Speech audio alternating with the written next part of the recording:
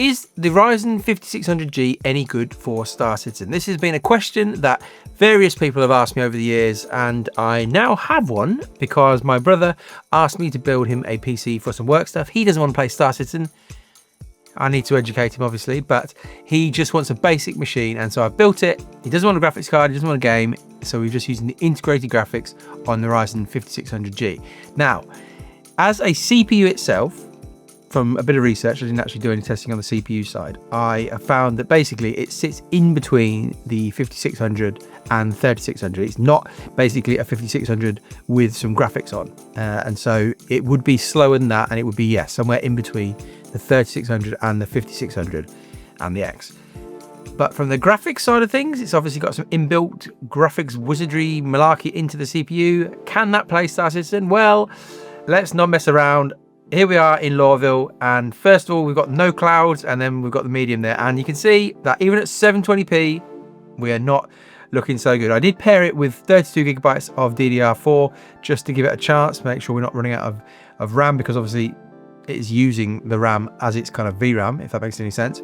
And yes, we're not looking too good here. And again, I didn't use any upscaling because that will have a CPU hit as well. So we then move on to Area 18, and again, not ideal, 12 FPS, but you know, I don't know what people would have expected, but it's not great. On the horizontal roof though, when you've got the clouds off, I mean, you're approaching playable frames, but the reason this probably is okay is because when you're on top of the roof, you don't have any of the malarkey going on in the city. So all down below, there's NPCs and everything. Up on the roof, we're not too CPU bound potentially, and therefore when you're using a CPU that is also a GPU, quite hard to tell exactly the kind of relationship between the two of them. But in this scene at least, you can kind of get a half playable frame rate.